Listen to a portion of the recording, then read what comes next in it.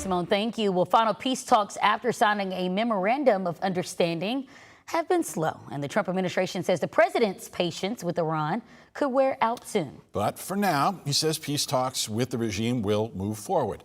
Nana Santabonsu has more details as fighting in the Middle East continues. Traffic in the Strait of Hormuz has slowed dramatically following a weekend of back-and-forth attacks between the U.S. and Iran. Iran launched missile and drone strikes at American bases in the region, which were shot down. The U.S. targeted Iranian military sites near the Strait of Hormuz, which the Pentagon says were a response to attacks on tankers in the strait. There were attacks on commercial vessels that the United States of America, directed by the president, responded to, and that will continue to happen, but we hope we don't see that.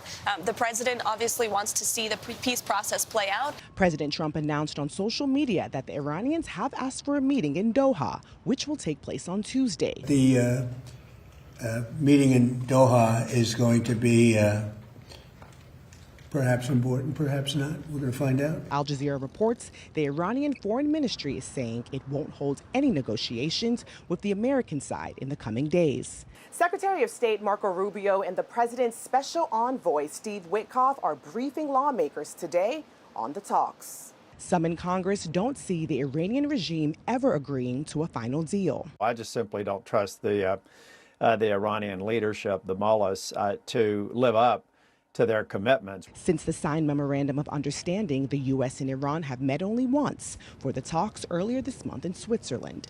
Nana Santabonsu, CBS News, the White House. Well, Iran's president said today that the regime is set to receive $6 billion in frozen assets, which the U.S. agreed to as part of the memorandum of understanding signed last week.